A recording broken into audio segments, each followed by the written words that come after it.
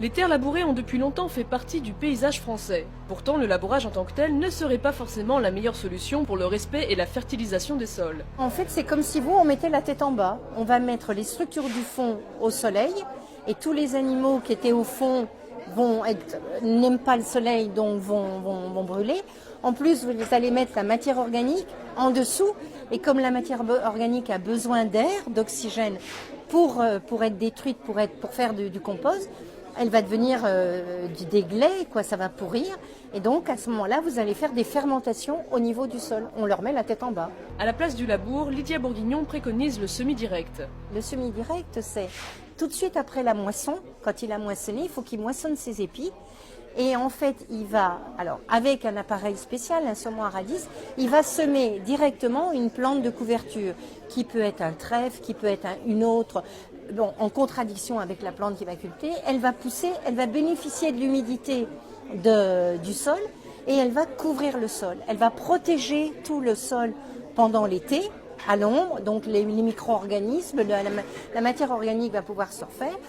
Et après, quand il va pousser ce couvert, au moment de faire la plante d'hiver ou d'été, avec un rouleau, ils vont écraser le couvert pour empêcher qu'il pollue ou qu'il se multiplie. Et l'agriculteur va semer directement dans son couvert. Ce qui pose un vrai problème, c'est qu'on a forcé beaucoup d'agriculteurs à ne plus faire de rotation. Ils font maïs sur maïs sur maïs ou blé sur blé sur blé. Et dans le semi-direct sous couvert, on est obligé de faire de la rotation. Difficile cependant de changer les habitudes. Mais le labour, c'est vraiment quelque chose qui est très très difficile à faire dépasser par l'agriculteur. Parce que s'il laboure pas, il n'a pas l'impression qu'il travaille. Il y a un agriculteur qui dit dans le film « on n'a plus d'amis ». Mais en France, ça a été ça. Nous, on a notre ingénieur au laboratoire. Et bien en fait, quand il s'est mis à faire ça, il y a quelqu'un qui est venu lui dire « Ah, mais avant on était amis, mais maintenant on est ennemis ». Mais il a dit « Pourquoi ?» Donc j'ai beaucoup travaillé, moi, en fait, beaucoup plus sur la nature. J'ai fait des études en zoologie. Je voulais être directeur de parc national. Oui, je vais pas du tout être agronome. Et puis la vie a fait que j'ai changé d'orientation. J'ai repris des études. Enfin, je suis passé de la fac à l'agro. Puis là, l'agro, j'étais effaré parce qu'on enseignait, quoi. Qu'on donnait de la viande aux vaches. On savait pas à l'époque que ça allait rendre les vaches folles, mais moi je savais que c'était de la folie de donner de la viande aux vaches, donc je gueulais dans l'amphithéâtre en disant vous êtes dingue de donner de la viande, c'est des herbivores, c'est pas des carnassiers. Et là j'ai vu qu'il y avait que ça déconnait, quoi, que les agronomes étaient devenus fous. Donc je suis rentré, j'ai fait ma 3e année en microbiologie, comme le seul laboratoire de microbiologie des sols de la l'INRA, c'était Dijon. C'est là que j'ai rencontré Lydia. Et donc j'ai travaillé d'abord sur des bactéries fixatrices d'azote, puisque des plantes fixent gratuitement de l'azote. On peut très bien se passer des engrais si on travaille avec ces plantes. Puis en fait, l'INRA n'était pas du tout intéressé à ce genre de programme, parce que c'était pas des programmes financés par les grands groupes. Les grands groupes n'ont pas intérêt à ce que les agriculteurs plantent des plantes qui fabriquent elles-mêmes leur azote. Ils veulent des plantes qui consomment beaucoup d'azote. Donc rapidement, j'ai évolué, j'ai mis au point une méthode de mesure de l'activité biologique des sols. J'ai montré que les sols étaient en train de mourir. Alors là ils se sont fâchés, là. Ils se sont fâchés tout rouges. Et du coup, avec Lydia, on a décidé de les quitter. Donc on est parti, on a fondé notre laboratoire. Et comme dit Lydia, ça a été difficile. On travaillait en la cave. Au début, on avait acheté du matériel d'occasion. Puis il fallait aller convaincre. Donc Lydia restait au laboratoire, dans la cave, à faire les analyses. Et puis moi, j'essayais de convaincre les agriculteurs de nous faire des analyses, quoi. C'était pas... Ça a toujours été dur, c'est toujours dur d'ailleurs à l'heure actuelle, parce qu'ils ne sont pas extrêmement peu d'agriculteurs qui sont convaincus par le rôle de la vie du sol. Il n'y a que 3% des agriculteurs qui sont en biologie en France. Donc c'est encore, il y a quand même 97% qui continuent à empoisonner les sols. Donc vous voyez, on est encore 30 ans après dans une situation qui n'est pas simple. Tu peux peut-être dire que ces études, c'est les dernières que tu as. Alors en plus, la microbiologie des sols n'est plus enseignée en France depuis... l'agro a fermé sa chaire de microbiologie en 1986. Donc il n'y a plus d'enseignement de la microbiologie des sols agricoles. Donc en plus, les agronomes ne savent pas que les sols sont vivants. Donc ça ne les gêne pas de balancer des poisons dessus, puisqu'ils ne savent pas que les sols sont porteurs de 80% de la vie, quoi. Donc c'est sûr qu'il y a un hiatus qui est en train de se faire entre faire comprendre à un monde qui n'a pas reçu d'enseignement sur la vie des sols que le sol est le milieu qui abrite 80% de la vie de la planète. C'est très très compliqué parce que, évidemment, ils ne le croient pas. Pour eux, ils n'ont jamais eu d'enseignement là-dessus, donc ils ne voient pas en quoi il faudrait respecter la vie des sols. Donc on est dans une situation qui est pas facile à faire évoluer. C'est dans un monde qui est parti à l'opposé de la vie. Et les élevages industriels sont catastrophiques, les lisiers complètes. Il n'y a pas que les engrais qui tuent les pesticides, qui tuent la vie des sols, il y a aussi tous les lisiers qui sont... c'est des bêtes malades, hein, on élève des bêtes malades, on mange des plantes malades. Et tout ça, ça fait s'effondrer tout le système vivant. C'est pour ça qu'il n'y a plus d'oiseaux, il n'y a plus rien, quoi. Mais les gens ne s'en rendent pas compte. Ce qui était important, ça a été d'accompagner les gens et puis de vraiment aider les agriculteurs. Parce que, en fait, l'INRA, moi j'étais sur l'association de la qualité des aliments de l'homme. Pourquoi ça a été aussi violent? C'est que les thématiques, quand moi je suis rentrée en 1970, puisqu'après j'ai passé une maîtrise, toujours en cours du soir, pour arriver à un niveau, on va dire, de diplôme, même si les diplômes ne font pas tout. Mais quand je suis rentrée, l'INRA avait encore des fonds qui venaient des instituts publics. Donc, quelque part, il y avait une liberté de parole. Et puis, comme c'est à l'heure actuelle, pas d'argent. L'argent de l'État a diminué. Et pour que ça fonctionne, l'INRA s'est retournée vers des contrats. On est devenu des contractuels. C'est-à-dire qu'il y avait de l'argent qui arrivait fourni par des grosses entreprises.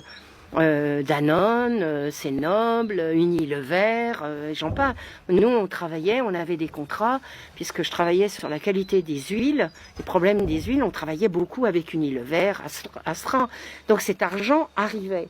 Donc vous comprenez bien que quand de l'argent arrive dans un institut, même s'il est dit institut public, on perd une liberté de parole, parce que à la limite, la publication, enfin les résultats appartenaient à l'INRA, mais ils appartenaient aussi à l'entreprise, et en particulier à l'entreprise. C'était à elle.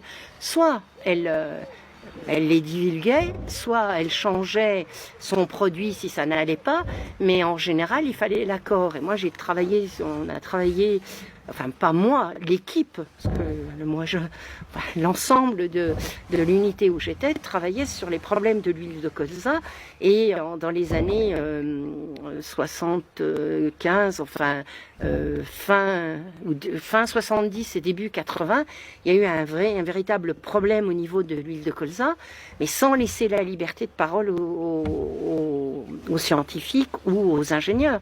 Donc ça fait quand même énormément réfléchir, parce que quelque part, normalement on est au service de l'agriculture et au service des hommes pour leur nourriture, et c'est pas du tout là, même si j'étais jeune, dire là on se dit il y a quelque chose qui tourne pas rond quand même, non. Et ça fait quand même énormément réfléchir.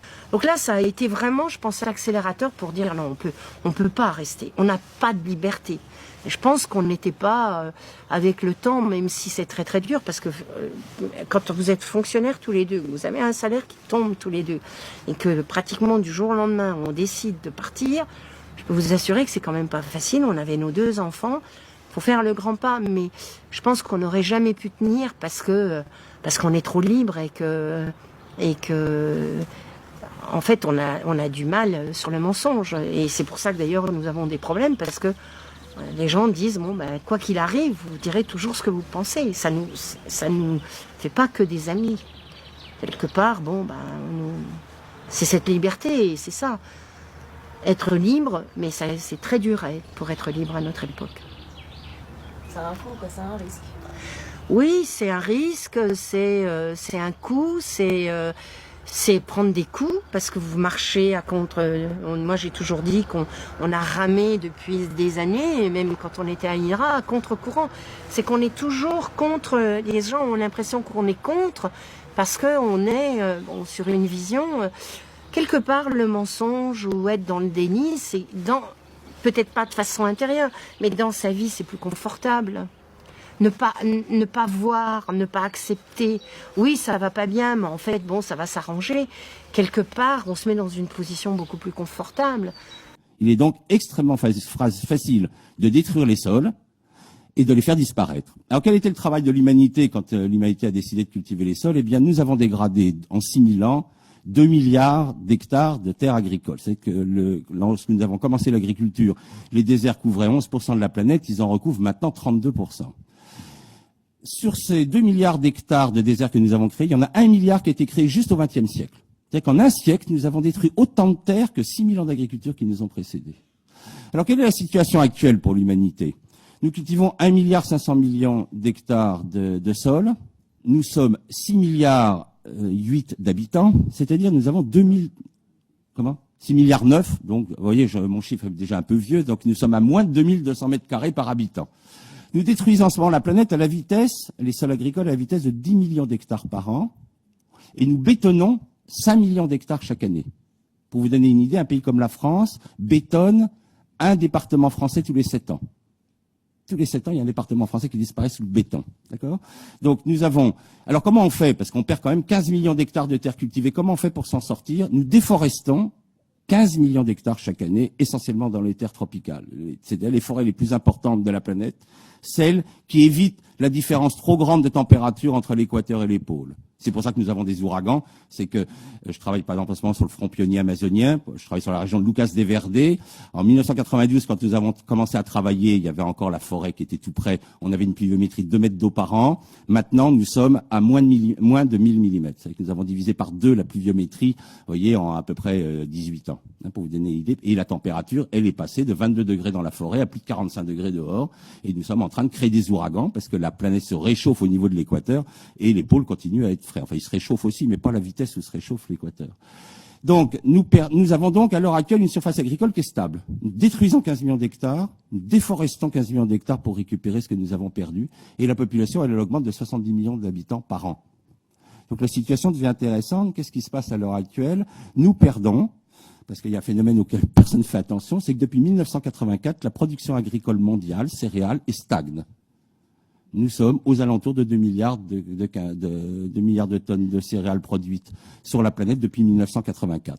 C'est-à-dire que quand on a créé la révolution verte, c'est-à-dire lorsque les États ont abandonné leur rôle qui était de nourrir leur population et ont décidé de confier le développement de l'agriculture à l'agro-industrie, qui a été c'est pour ça que nous avons l'an dernier dépassé 1 milliard d'hommes en état de famine, c'est que les États ont abandonné leur rôle qui était de nourrir leur population. Nous avons dit, maintenant, on file ça à l'agro-industrie, on va filer ça à Monsanto, à Syngenta et compagnie.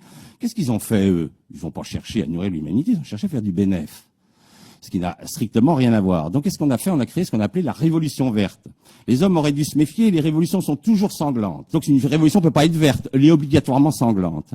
Qu'est-ce qui s'est passé en faisant la révolution? Nous avons décidé de simplifier outrageusement le modèle agricole, c'est-à-dire que nous sortons d'une civilisation hautement raffinée, qui était l'équilibre agro-silvo-pastoral. Les paysans, ignorants, pour les scientifiques, donc abrutis, avaient créé quelque chose d'extraordinairement astucieux. Ils avaient compris que pour que le système agricole nourrisse les hommes, il fallait qu'il y ait à la fois la forêt. La forêt servait à faire des haies qui empêchaient le bétail de divaguer, fournissait du bois, fournissait aussi de la fertilisation pour les sols, ce qu'on appelle le bois raméal fragmenté. Ils avaient compris qu'il fallait régulièrement laisser reposer le sol sous la prairie. Cette prairie, on la faisait brouter par du bétail. Ce bétail donnait du fumier. Et avec ce fumier, on refertilisait les sols. C'était l'équilibre agro-silvo-pastoral. C'est le modèle le plus productif au monde par mètre carré. Je vais vous donner un exemple très simple de modèle fait par des gens soi-disant ignorants. On va prendre le modèle aztèque, avant que les Espagnols cassent tout. C'est un modèle très astucieux. Vous plantez en même temps, dans le même trou, une graine de maïs, une graine de haricot. Le haricot s'enroule autour du maïs. Le haricot s'associe avec une bactérie, le rhizobium, qui fixe l'azote. Donc, il donne de l'azote au maïs. Le maïs grandit. Et entre les rangs de haricots et de maïs, vous mettez de la courge. Et vous récoltez sur le même champ de la courge, du haricot et du maïs. Il n'y a aucun système intensif qui n'est capable de produire autant au mètre carré. L'ennui, c'est qu'il n'existe pas de machine qui ramasse en même temps les haricots, le maïs et la courge. Ça, on n'a pas encore inventé. Donc, qu'est-ce que nous avons inventé? Nous avons inventé l'agriculture intensive. On a appelé ça intensive, elle n'est pas du tout intensive. Elle est intensive par paysan.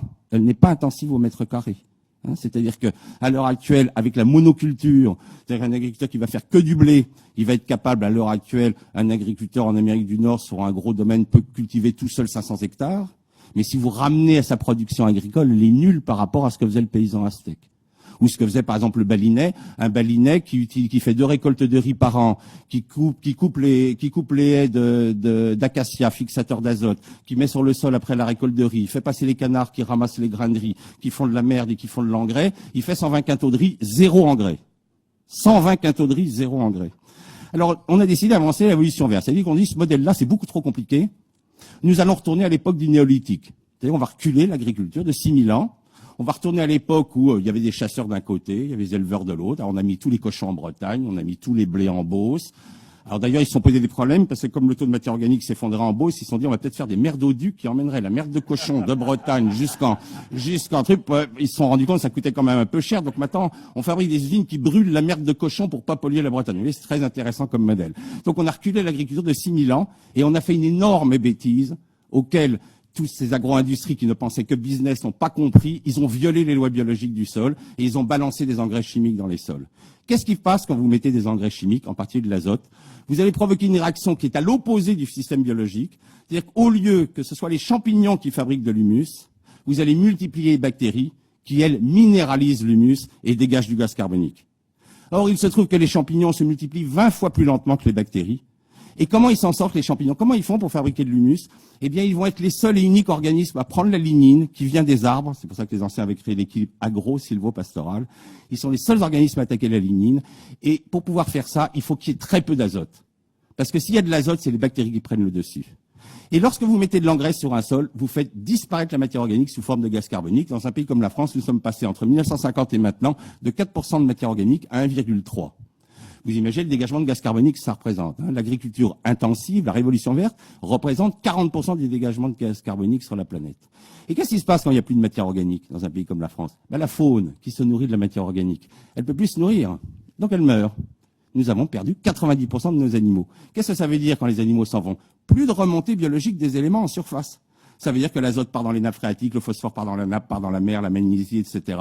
Dégradation, donc après la dégradation biologique, vous rentrez dans la dégradation chimique de vos sols. Qu'est-ce qui se passe quand vous allez trop loin dans la dégradation chimique? Je vous ai expliqué que c'était le calcium, le fer et l'aluminium qui attachaient l'argile et l'humus. Eh bien, le calcium s'en va, l'argile n'est plus attachée aux humus, et c'est le spectacle que vous avez maintenant tous les jours sur toute la planète. Dès qu'il pleut, c'est dommage, je voulais vous montrer une photo, mais bon, pas réussi à l'extraire de mon petit campagnol. Eh bien, qu'est-ce qui se passe? Toutes les rivières sont pleines de boue. Et c'est devenu un spectacle tellement ordinaire de voir les rivières pleines de boue dès qu'il pleut, que pour tous les gens de la planète, c'est un phénomène tout à fait naturel. Or, lorsque vous avez la chance, comme j'ai pu le faire, de survoler des zones encore vierges, ça devient rarissime sur cette planète, eh bien, vous observez que partout où la planète est intacte, les rivières sont totalement transparentes. Dès que l'homme intervient avec l'agriculture, les rivières sont pleines de boue. Donc, nous perdons nos sols. Nous perdons nos sols simplement parce que nous n'avons pas respecté ces lois biologiques. Donc, qu'est-ce qui va se passer maintenant dans le futur? Il y a deux solutions. Ou on considère qu'1 milliard d'hommes qui ne mangent pas à leur faim et 3 milliards d'hommes qui sont carencés en un ou plusieurs éléments, c'est une chose naturelle avec laquelle on veut se faire. Alors nous avons une technique très simple, ça s'appelle les statistiques. Vous savez, Alfred Sauvy disait « Les statistiques sont des êtres fragiles et délicats qui, soumis à certaines tortures, sont prêts à avouer absolument tout ce que vous voulez. » Alors vous avez une façon très très simple de dire les choses. Il y a 1 milliard d'hommes qui crèvent de faim, 3 milliards qui sont carencés, c'est pas joli à présenter. Donc vous dites une chose très simple, vous dites le pourcentage d'hommes qui meurent de faim est plus faible qu'il n'était au début du XXe. Et hop, vous êtes sauvés, vous êtes tranquille, le pourcentage est plus faible. Et ce qui est quand même intéressant, c'est que l'humanité, il y a deux solutions. Ou on continue à donner cette agriculture aux grands groupes agro-industriels et attendez-vous à ce que la famine continue à augmenter, ou les États décident de reprendre, enfin, et il serait temps, leur devoir numéro 1, je tiens à rappeler quand même, parce qu'on a tendance à oublier, je tiens à rappeler M. Quesnay, physiocrate, au XVIIIe siècle, avait fait une observation remarquable. Il avait dit, il n'y a qu'une seule industrie humaine qui donne plus, qui rend plus que ce que nous lui donnons, c'est l'agriculture. Lorsque je mets un grain de blé dans le sol, j'en récupère 100. Lorsque je fais de la filature, je pèse mon coton avant la filature et je pèse le tissu après la filature, j'ai pas d'augmentation de production. J'ai en fait, ça vient d'être expliqué juste à côté, nous avons perdu de l'énergie. Il n'y a qu'une seule industrie qui autrefois, c'est plus le cas maintenant depuis la Révolution verte, qui donnait plus que ce qu'elle recevait, c'était l'agriculture. Or maintenant, avec la Révolution verte, nous dépensons 8,5 calories fossiles pour produire 1 calorie agricole. Alors, M. Yves Cochet vient de nous dire qu'on s'approche du pic du pétrole. Je ne sais pas très bien comment on va s'en sortir avec cette histoire-là. Alors, pour juste vous donner une petite idée, le hors-sol, la tomate hors-sol là, qui vous arrive du Maroc, 36 calories pour produire 1 calorie agricole. Donc, quand le pic du pétrole va arriver, je ne sais pas comment on va faire. Alors, où on se décide enfin, il y a deux choses à faire. Ou on change l'agriculture, on passe à une agriculture biologique, on respecte les lois du sol et on peut imaginer qu'on s'en passera. Deuxièmement, il va bien falloir restaurer les 2 milliards d'hectares de terres. On a fait une étude avec la Banque mondiale, combien coûterait la restauration des terres latéritisées dans le bassin amazonien. C'est, selon l'état de dégradation, entre 1000 et 5000 euros de l'hectare. 2 milliards d'hectares multipliés par 1000 euros, je pense que c'est une somme dans une période de crise financière qui est peut-être pas une somme très sympathique à donner à nos hommes politiques. Donc voilà, petite réflexion pour la discussion future. Montreux, en Suisse, automne 1984. Depuis des années, la ville se plaint de la diminution de l'oxygène dans le lac Léman. À certaines profondeurs, le lac devient mortel pour les poissons. Mais soudain, la presse locale parle d'un certain Roland P. Il aurait immergé des tuyaux mystérieux dans le lac afin d'augmenter la quantité d'oxygène. On mentionne des rayons cosmiques, on parle de formes d'énergie inconnues. Les autorités montrent peu d'intérêt, elles ne veulent pas subventionner le procédé. Il n'y a que quelques praticiens jardiniers prêts à travailler en collaboration avec l'inventeur allemand. Des choses miraculeuses se passent. Les algues régressent, la qualité de l'eau s'améliore. L'inventeur continue tout seul. Il expérimente dans des étangs, des stations d'épuration, des eaux saumâtres. Cet inventeur non conventionnel commence à déranger les autorités.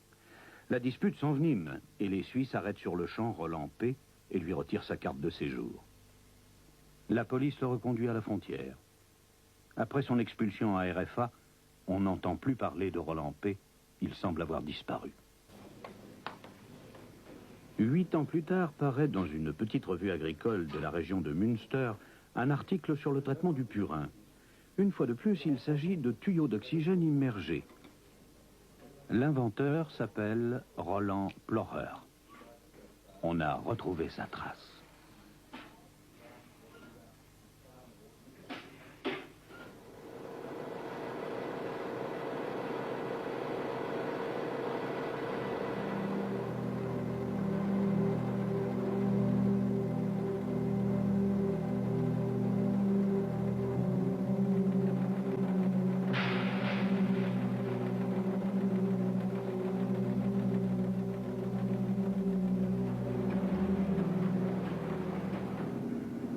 L'auteur de l'article nous conduit à une ferme où le purin est traité dans ses tuyaux.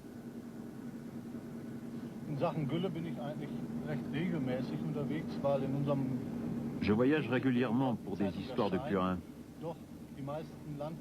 car dans la région couverte par notre journal, la plupart des fermiers ont des problèmes dans ce domaine. Il y a beaucoup d'entreprises qui essaient de vendre aux fermiers des produits soi-disant miraculeux, qui coûtent très cher et ne sont pas efficaces.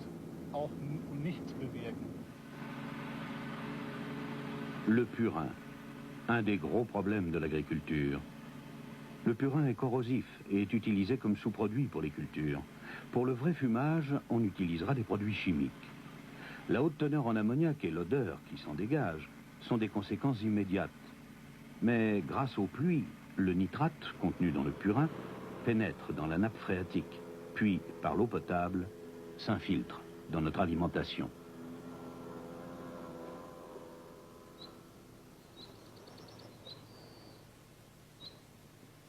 Ensemble, les engrais chimiques et le purin surchargent les eaux.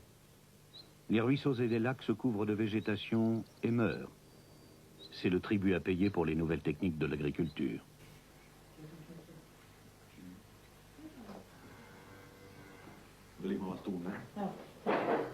Les Dickmeyer, une entreprise familiale située à Bad Laer depuis des générations. Ils exploitent 58 hectares de terre, ils possèdent 30 vaches, 350 cochons, 2 chiens, 4 chats. La maison et la ferme sont d'un seul tenant. On utilise un minimum de produits chimiques dans l'étable. En tant que paysan, Dickmeyer connaît bien les problèmes causés par le purin. Il a tout essayé. Novembre 1990, Roland Plocher fait le tour des villages pour présenter son invention. Un additif au purin, une poudre qu'on y ajoute. Mais le paysan est sceptique, il connaît les voyageurs de commerce. Qu'avez-vous pensé de Plocher? Oh, encore un vendeur ambulant. Un voyageur de commerce qui arrive avec une sacoche. Je pensais que c'était du plâtre. Je ne croyais pas que cela puisse être efficace. Mais apparemment, sa poudre fait de l'effet. Qu'avez-vous fait avec la poudre? On l'a introduite dans le purin, on a dilué le tout avec de l'eau et mélangé. C'était efficace. Plus de problème avec le purin, il était devenu homogène.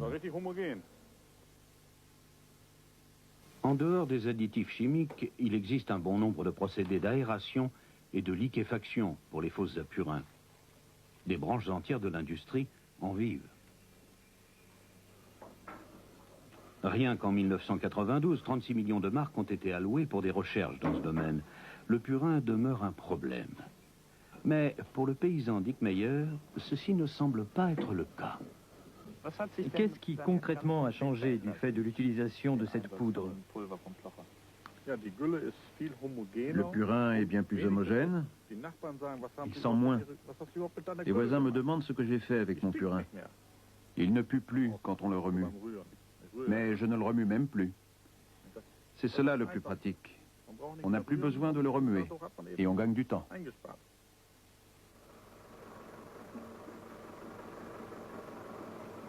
Le paysan doit remuer le purin pour qu'il reste liquide et homogène. La formation de grumeaux est un cauchemar pour un fermier. Mais ce procédé est fatigant, coûteux et qui plus est dangereux. L'échappement des gaz d'ammoniac peut être mortel pour les animaux. Même des paysans ont été empoisonnés.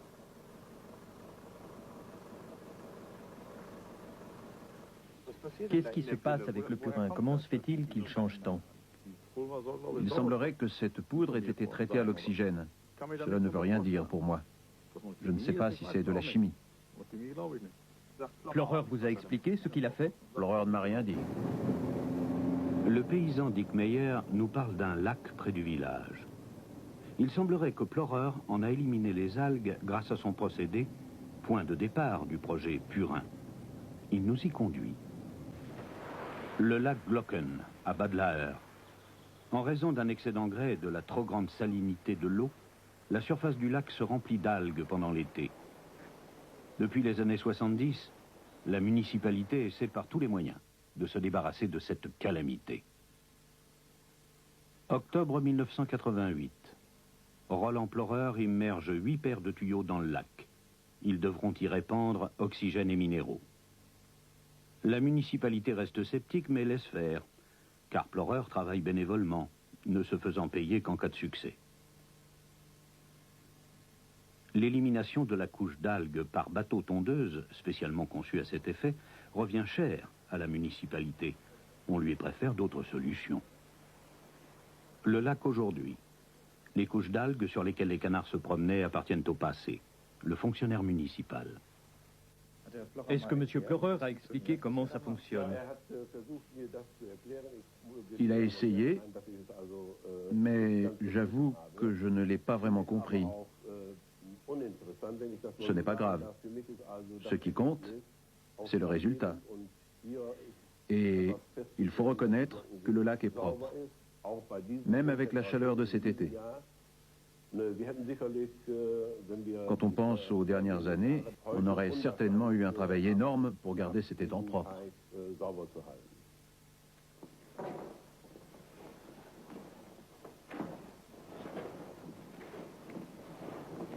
Le bateau tondeuse avec lequel on ratissait les algues est maintenant hors d'usage.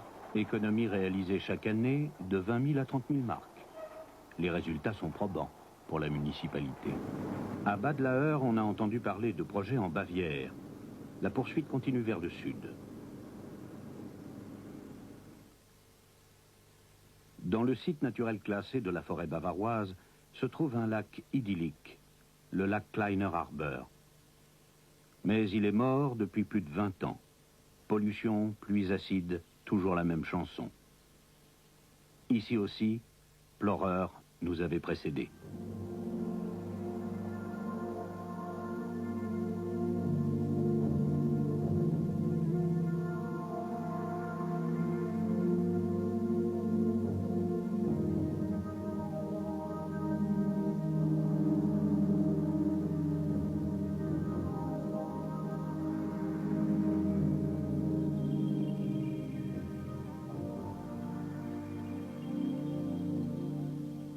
Que fait M. Ploreur ici?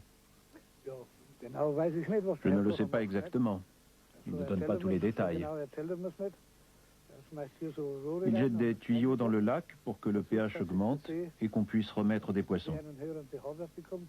Ce serait superbe si cela réussissait. Pour les touristes aussi, le lac ne semblerait plus mort. Quelque chose y bougerait. Il donnerait une toute autre image. Cette image idyllique est trompeuse. Avant, y avait-il beaucoup de poissons dans le lac? Oui, le lac en était plein. Les derniers ont été sortis en 1972, quand la digue fut reconstruite. On trouvait encore quelques truites de 3 à 4 kilos. Elles ont survécu au changement, malgré l'état du lac, mais depuis ce temps-là, plus rien ne bouge. Des images datant de 1987, un paysage lunaire. Des lacs morts, à 1100 mètres d'altitude. Phénomène hélas fréquent.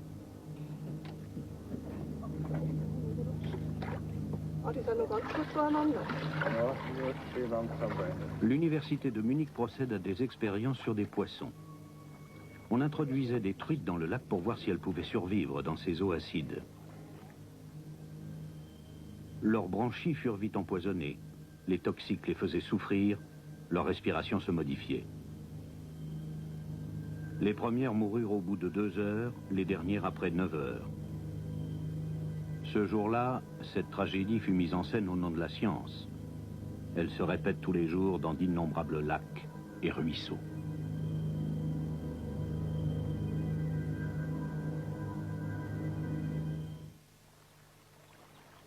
À quelques centaines de mètres plus bas, Sepp Wolf élève des truites depuis 20 ans. Il connaît les problèmes dus aux eaux acides. Le pH peu élevé de l'eau l'inquiète.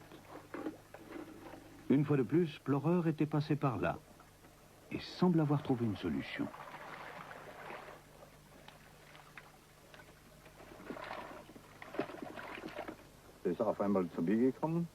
Un beau jour, il est venu chez moi pour prendre du poisson, pour le mettre dans le lac de Kleine Harbor.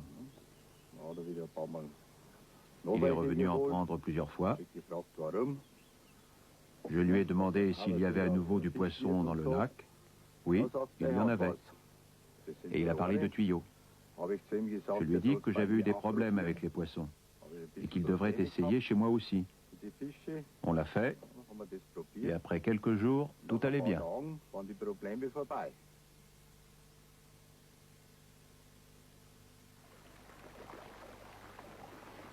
Est-ce que vous avez un étang où il n'y a pas encore de tuyaux pour voir ce que cela donne? L'étang à côté, on peut tout de suite comparer. Là où il y a des tuyaux, l'eau est claire. Là où il n'y en a pas, elle est verte, à cause des algues.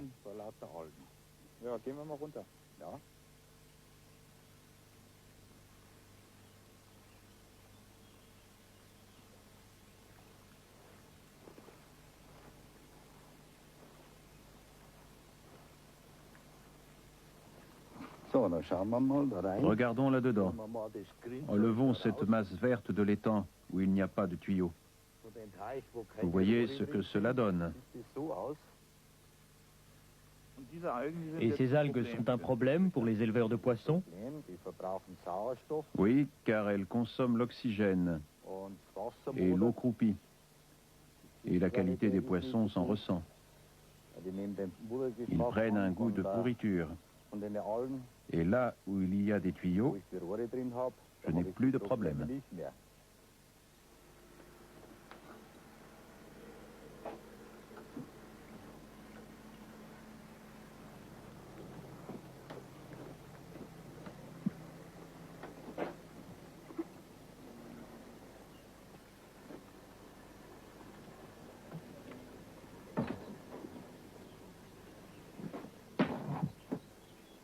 Comment cela fonctionne? Qu'est-ce qu'il y a dans les tuyaux? C'est le secret de M. Ploreur. Il ne me l'a pas encore confié. J'espère qu'il me le dira un jour. Monsieur Wolf a vu Ploreur il y a quelques jours, mais il ignore où il se trouve maintenant.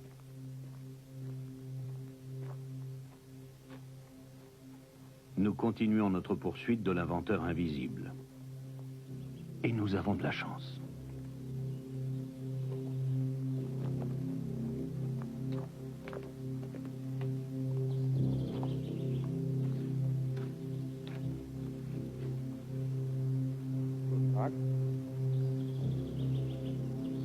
Roland Ploreur, 55 ans, mécanicien de formation. Depuis 1980, il travaille sur les énergies alternatives. Rendez-vous chez l'inventeur. À la place des laboratoires sophistiqués attendus, nous trouvons une petite maison près du lac de Constance. Elle sert d'atelier et de bureau.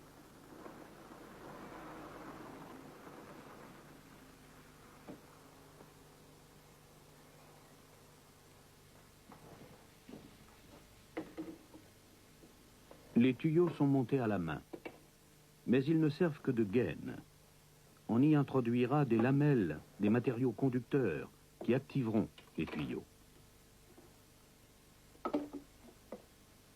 Ces lamelles ont été traitées dans un appareil, la pièce principale de son travail, mais nous ne le verrons pas encore.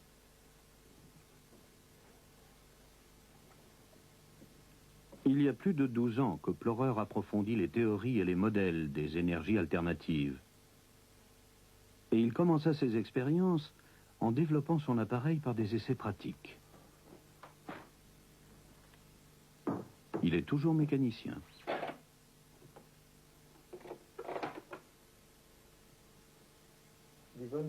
Vous vous qualifieriez comment? Pas comme un scientifique ni comme un inventeur, comme quelqu'un qui trouve. Quels sont les modèles sur lesquels vous avez basé vos travaux?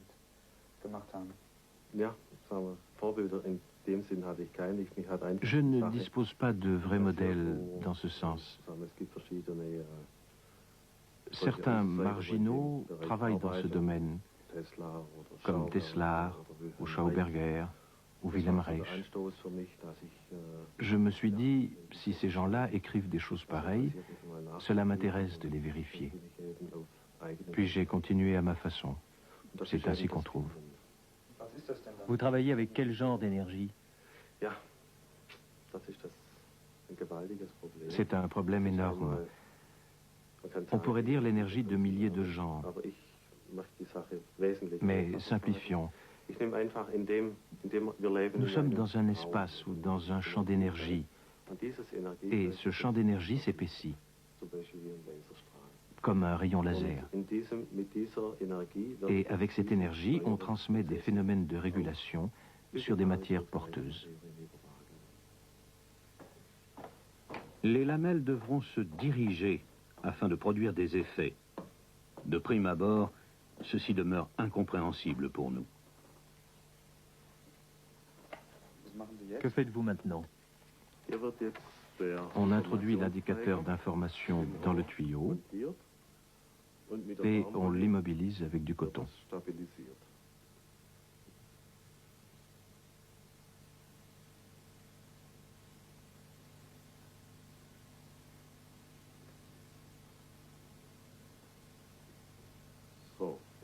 Voilà, ça y est.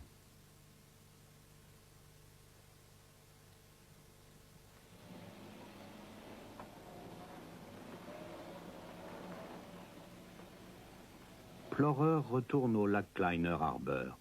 Il y émerge d'autres tuyaux tôt le matin, avant le début de l'agitation habituelle autour du lac.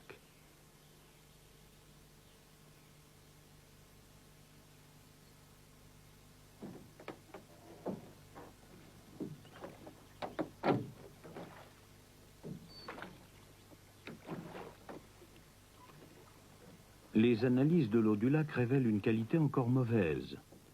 Il expérimente des effets différents, recherche d'autres composantes pour stabiliser l'eau d'un point de vue écologique. Son objectif est de mobiliser la capacité de l'eau de s'auto-nettoyer.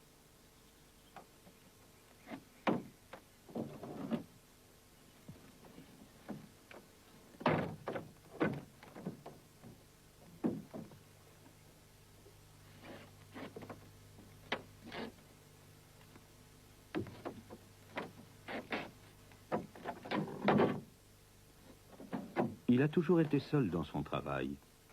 Les autorités semblent effrayées par cette approche non conventionnelle et qui n'est pas explicable. On en voit seulement les résultats. Les scientifiques sont très méfiants, mais depuis peu, leur attitude semble évoluer.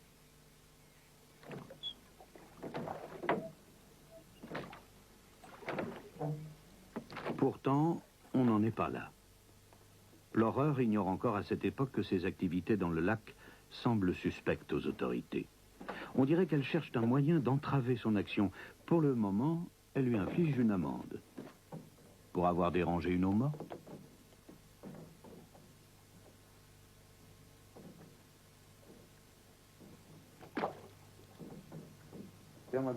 Vous avez donc développé un procédé par lequel vous pouvez transmettre l'action de certaines substances.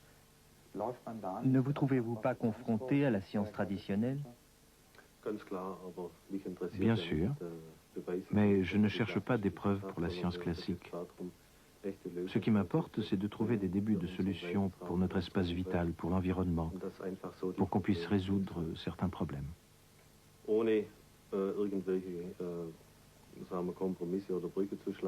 Il ne s'agit pas de compromis, mais de solutions. Je ne m'oppose pas à la science. Il faut conserver notre espace vital ou le rendre à nouveau vivable. Un de vos premiers champs d'activité est l'agriculture. Pourquoi l'agriculture et pourquoi les faux sapurins? Ceci n'est qu'une partie de mon projet. Mais quand on voit le nombre de recherches et d'expériences dans le domaine du purin, on se rend compte de l'immensité du problème.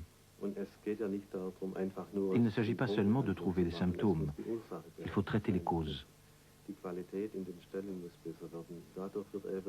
La qualité des étables doit s'améliorer. Ainsi, la santé des animaux, et par voie de conséquence celle des hommes, s'amélioreront.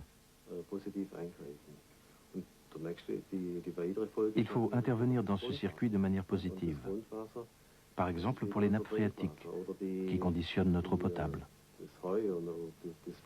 Et aussi pour le foin et les fourrages des animaux, ce qui fait partie du circuit par lequel nous renforçons notre système.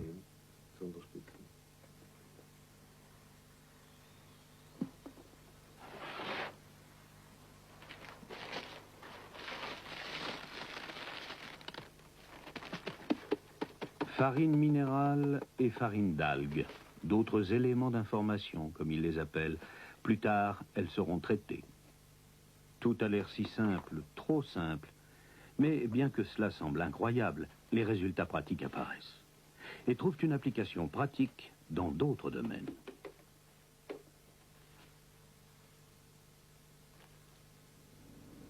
Qui sont ces gens qui travaillent avec ce système? Quels sont leurs buts et leurs idées?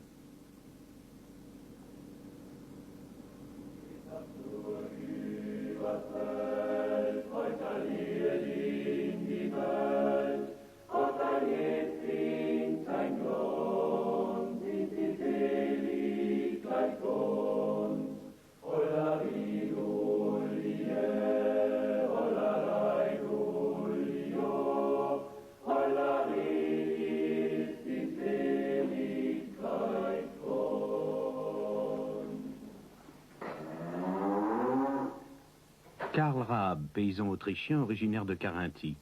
Il y a 2 ans et demi, il commençait la transformation de sa ferme en exploitation biologique. Il a déjà beaucoup expérimenté, beaucoup dépensé, eu égard au purin. Quand Plorer arriva.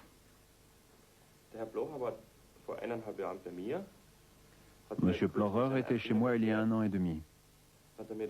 Il m'a expliqué son invention. Il m'a montré les tuyaux, j'étais sceptique. Puis nous avons mis les tuyaux dans le purin. Et l'attente commença. Au bout de 2 semaines, ma fosse a débordé. Cela m'a rendu curieux. J'ai sorti le purin et j'ai remarqué qu'il sentait moins. Pas beaucoup moins, mais l'odeur était moins pénétrante. Bien sûr, j'étais très surpris.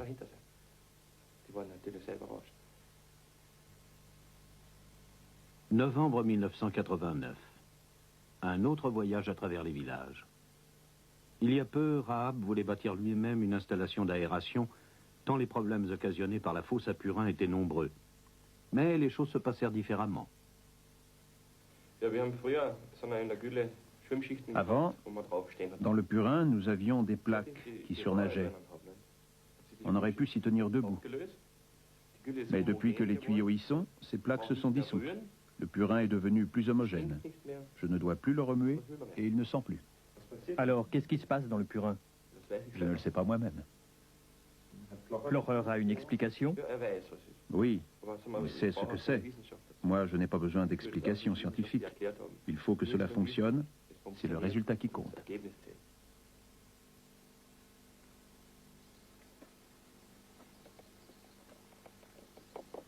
Après les premiers succès remportés avec le purin, on procède à d'autres expériences. La farine d'algues est diluée dans l'eau et mélangée au traitement du compost.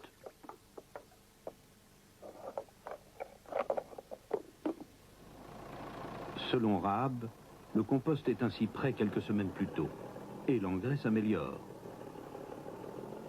Rahab jouit d'une bonne réputation parmi ses pairs.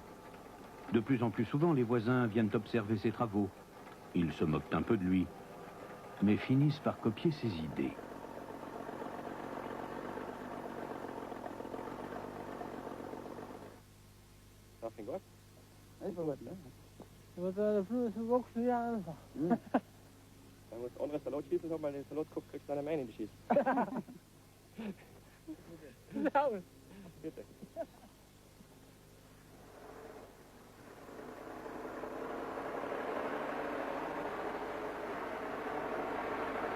Excursion pour les vaches.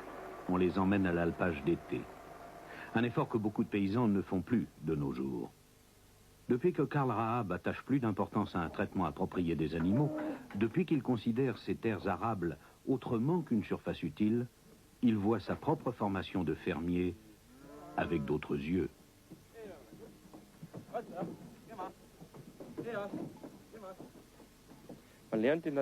À la faculté, on vous apprend l'agriculture conventionnelle, très dépendante de l'industrie. Les règles sont pratiquement fixées par l'industrie. Quelle est votre attitude là-dessus? Je m'en suis éloigné depuis longtemps, depuis 1970, lorsque j'ai obtenu mon diplôme. C'est alors que j'ai connu l'autre agriculture, et j'ai été effrayé par ce que l'on nous avait appris auparavant, la manière dont nous devons cultiver nos terres et la manière dont nous polluons l'environnement. Quelle est votre approche maintenant? Vivre avec la nature, qui nous montre tout. On n'a qu'à regarder le côté pratique de la nature, la manière dont elle introduit l'azote dans la terre. C'est une symbiose. Dans la terre, il y a des bactéries azotées qui ont la faculté de prendre l'azote de l'atmosphère afin de le donner aux plantes. Et nous, que faisons-nous? Nous répandons de l'azote synthétique, tuant ainsi les bactéries azotées et interrompons tout le circuit naturel. Regardez tout ce qui se passe dans la terre. Les vers morts, les quantités de plus en plus grandes de terreau. La terre devient grumeleuse, elle n'est plus meuble. Comme dit le proverbe, d'abord meurt l'arbre, puis l'eau, la terre, et après, c'est probablement le tour des hommes. Alors je me suis dit, cela ne peut pas continuer ainsi. J'ai beaucoup de collègues qui ont déjà transformé leur exploitation. Ils m'ont raconté combien c'est difficile de ramener la terre à sa forme initiale, d'en faire à nouveau une terre vivante. Car avec tous ces produits synthétiques, avec toute cette chimie, nous avons tué la terre. C'était pratiquement une terre morte. Il faut bien 3 ans pour redonner vie à la terre, avec de l'humus et du purin traité, pour réintroduire la vie dans cette terre comme elle était avant. Ce que fait Plocher, cela s'inscrit-il dans le concept de l'agriculture biologique? Je dirais que le système Plocher est pour nous tous la sortie de l'agriculture conventionnelle. Nous pensons autrement, nous avons des substances différentes à notre disposition, et quand on pense autrement, on trouve d'autres voies. Quand vous offrez des solutions pour certains domaines, est-ce que le système Plorer ne devient pas en quelque sorte un alibi pour d'autres pollutions, comme le pot catalytique est devenu un alibi pour l'automobile? Il est très important qu'une telle tendance ne s'installe pas. Quand on travaille avec ces énergies nouvelles, on change d'optique. Ce n'est pas comme chez les automobilistes qui prennent le pot catalytique comme une excuse pour foncer. Parmi tous ces gens que je rencontre, je trouve une nouvelle disposition d'esprit qui s'installe en douceur. Une nouvelle disposition d'esprit. Les gens deviennent plus conscients. Ils réfléchissent au fumage, à la manière de s'occuper des animaux, etc.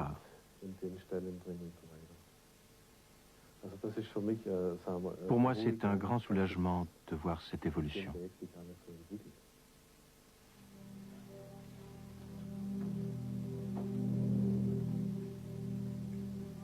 L'atelier de Plorer, ses appareils, sa pièce maîtresse. Tout ceci n'est pas du tout spectaculaire. Un puits couvert, un coffrage en bois, une bouteille d'oxygène. Mais il ne nous livre pas tous ses secrets.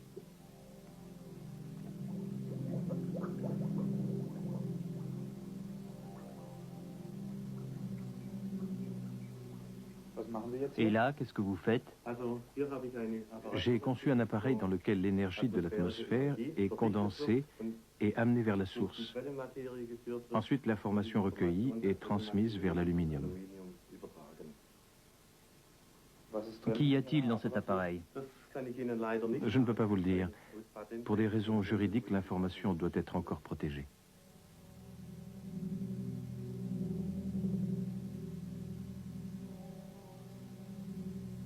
Le bricoleur ne s'occupe que fort peu de théorie. Il préfère la mise en pratique, en coopération avec des fermiers, des jardiniers, des éleveurs de poissons. Pourtant, son attention se porte principalement sur quelque chose d'autre. L'eau a quelle importance pour vous? Une importance primordiale. C'est l'élément clé pour le développement de la vie. C'est pour cela qu'on dit l'eau est le sang de la terre. Ce que le sang est pour l'homme est connu. Quand la marche de la nature est troublée, on a les problèmes qu'on connaît.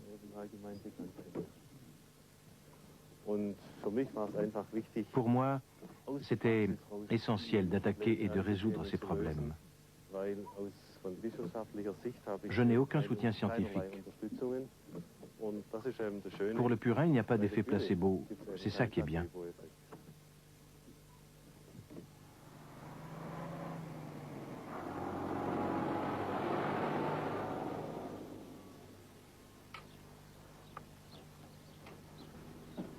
Une autre ferme, c'est une école spécialisée de Carinthie qui forme des agriculteurs, et pas seulement en classe, en travaux pratiques. Des paysans de la région ont parlé du système Plorer. Leur première réaction fut sceptique, ici aussi. Mais un regard dans la fosse de l'école nous montre autre chose. Il y a des tuyaux dans la fosse? Oui, il y en a deux.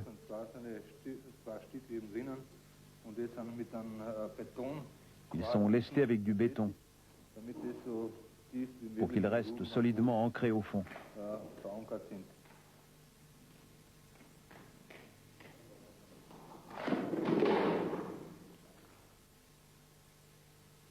Cet établissement d'État a progressé un peu plus en commençant ses expériences selon le système Plorer.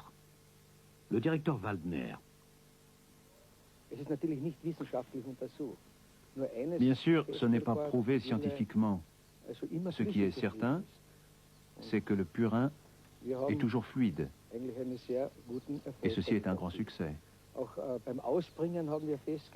En le sortant de la fosse, on a constaté que les petites bêtes vivant au fond, surtout les vers de terre, ne sont pas mortes. Nous pensons donc que les autres ont survécu aussi.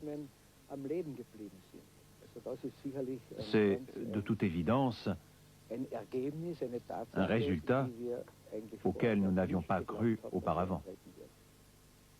En tant que directeur, il préfère des méthodes pour lesquelles il se sent soutenu par les instances supérieures. Pourtant, cette méthode a excité sa curiosité. Vous ne savez donc pas ce qu'il y a dans ce système et comment il fonctionne. Monsieur Plocher nous a expliqué comment il procède et comment la transmission de l'information s'effectue. Je ne peux pas encore y croire complètement, mais le résultat est là. De nouvelles expériences. On enrichit du maïs haut de 40 cm. Une folie, s'il s'agissait de purins non traités, les plantes seraient endommagées.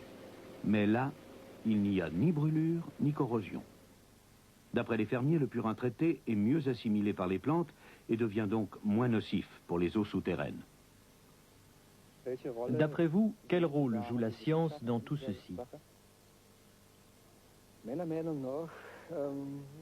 À mon avis, la science a échoué dans cette affaire et elle ne veut pas encore coopérer. Je pense que s'il y a des phénomènes inexpliqués dans l'agriculture, la science a le devoir de les approfondir et de les expliquer. Je dirais aux scientifiques, regardez ceci, faites vos investigations et donnez-nous une explication. Il y a de nos jours une tendance à tout expliquer, même dans la science. Est-ce que l'homme connaît déjà tout?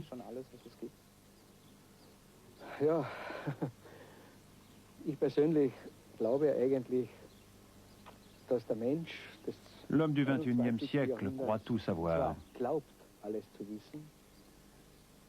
En réalité, nous comprenons très peu de tout ce qui nous vient du cosmos, de l'univers.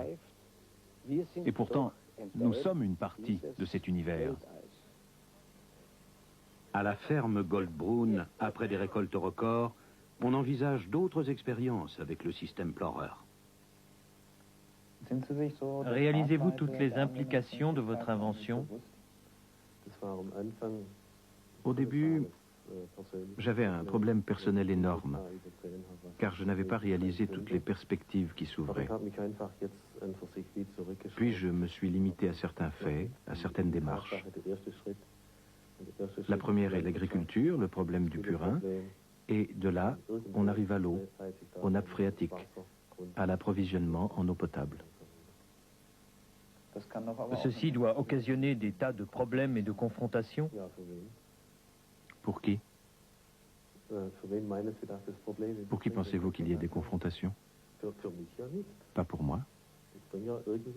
J'apporte ma contribution, et si elle est refusée par certains scientifiques, ce n'est pas mon problème.